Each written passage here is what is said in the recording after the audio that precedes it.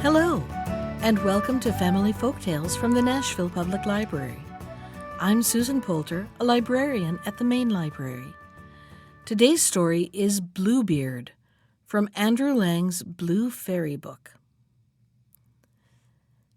There was a man who had fine houses both in town and country, a deal of silver and gold plate, embroidered furniture, and coaches gilded all over with gold. But this man was so unlucky as to have a blue beard, which made him so frightfully ugly that all the women and girls ran away from him. One of his neighbors, a lady of quality, had 2 daughters who were perfect beauties. He desired of her one of them in marriage, leaving to her choice which of the 2 she would bestow on him.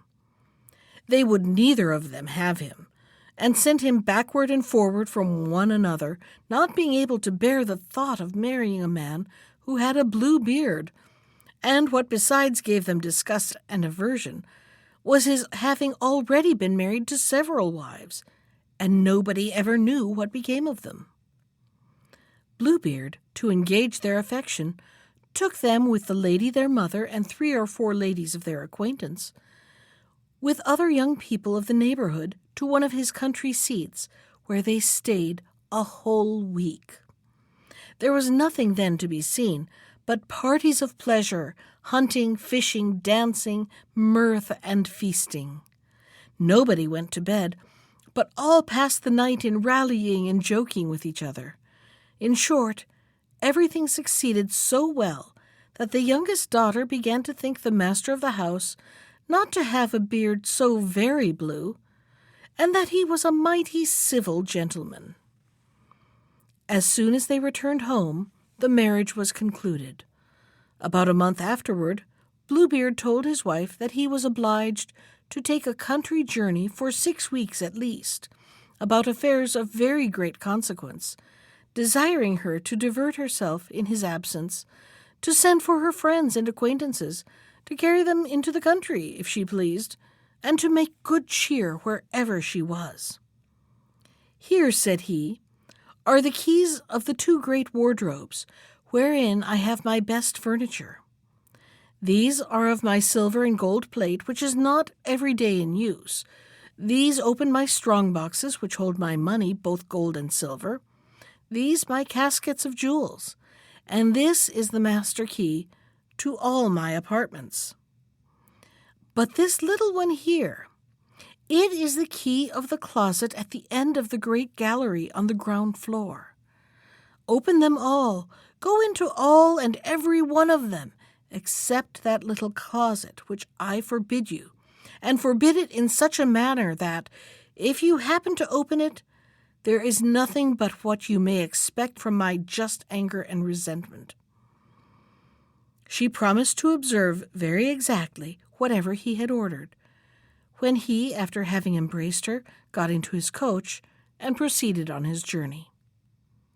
Her neighbors and good friends did not stay to be sent for by the new married lady, so great was their impatience to see all the rich furniture of her house, not daring to come while her husband was there, because of his blue beard, which frightened them. They ran through all the rooms, closets, and wardrobes, which were all so fine and rich that they seemed to surpass one another. After that, they went up to the 2 great rooms, where was the best and richest furniture. They could not sufficiently admire the number and beauty of the tapestry, beds, couches, cabinets, stands, tables, and looking-glasses, in which you might see yourself from head to foot. Some of them were framed with glass, others with silver, plain and gilded, the finest and most magnificent ever were seen. They ceased not to extol and envy the happiness of their friend, who in the meantime in no way diverted herself into looking upon all these rich things, because of the impatience she had to go and open the closet on the ground floor. She was so much pressed by her curiosity that, without considering that it was very uncivil to leave her company, she went down a back staircase, and with such excessive haste that she had twice or thrice like to have broken her neck. Coming to the closet door, she made a stop for some time, thinking upon her husband's orders, and considering what unhappiness might attend her if she was disobedient. But the temptation was so strong she could not overcome it.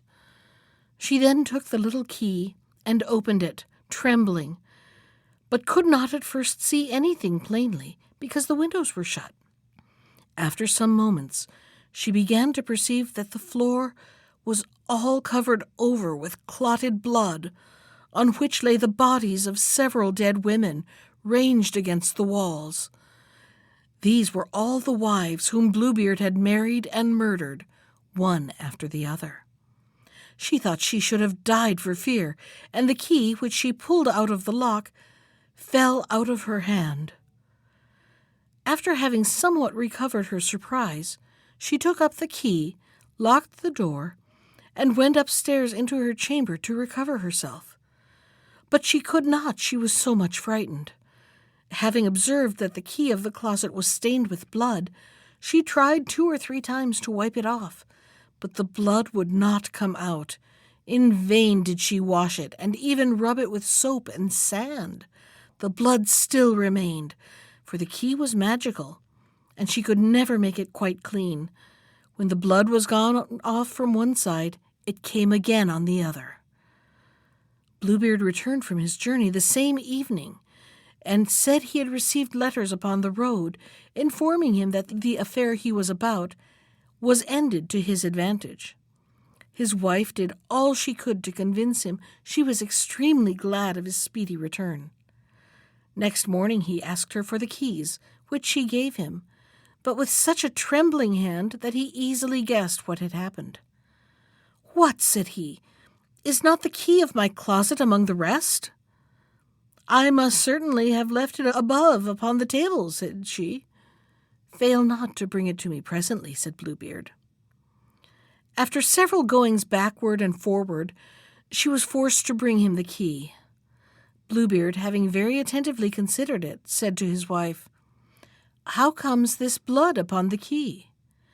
"I do not know," cried the poor woman, paler than death. "You do not know," replied Bluebeard. "I very well know. You were resolved to go into the closet, were you not? Mighty well, madam, you shall go in, and take your place among the ladies you saw there." Upon this she threw herself at her husband's feet, and begged his pardon with all the signs of true repentance, vowing that she would never more be disobedient. She would have melted a rock, so beautiful and sorrowful was she. But Bluebeard had a heart harder than any rock. "You must die, madam," said he, "and that presently." "Since I must die," answered she, looking upon him with her eyes all bathed in tears, "give me some little time to say my prayers." "I give you," replied Bluebeard, "half a quarter of an hour, but not 1 moment more." When she was alone, she called out to her sister, and said to her, "Sister Anne," for that was her name, "go up, I beg you, upon the top of the tower, and look if my brothers are not coming over. They promised me that they would come today, and if you see them, give them a sign to make haste." Her sister Anne went up to the top of the tower, and the poor afflicted wife cried out from time to time, "Anne, Sister Anne, do you see anyone coming?" And Sister Anne said, "I see nothing but the sun, which makes a dust, and the grass, which looks green." In the meanwhile, Bluebeard, holding a great saber in his hand, cried out as loud as he could bawl to his wife, "Come down instantly, or I shall come up to you." "1 moment longer, if you please," said his wife, and then she cried out very softly, "Anne, Sister Anne, dost thou see anybody coming?" And Sister Anne answered, "I see nothing but the sun, which makes a dust, and the grass, which is green." "Come down quickly," cried Bluebeard, "or I will come up to you." "I am coming," answered his wife. And then she cried, "Anne, Sister Anne, dost thou not see anyone coming?" "I see," replied Sister Anne, "a great dust, which comes on this side here. Are they my brothers?" Alas, no, my dear sister. I see a flock of sheep. Will you not come down? Cried Bluebeard. One moment longer, said his wife, and then she cried out, Anne, Sister Anne, dost thou see nobody coming? I see, said she, 2 horsemen, but they are yet a great way off. God be praised, replied the poor wife joyfully. They are my brothers. I will make them a sign as well as I can for them to make haste. Then Bluebeard bawled out so loud that he made the whole house tremble. The distressed wife came down and threw herself at his feet, all in tears, with her hair about her shoulders. This signifies nothing, says Bluebeard. You must die.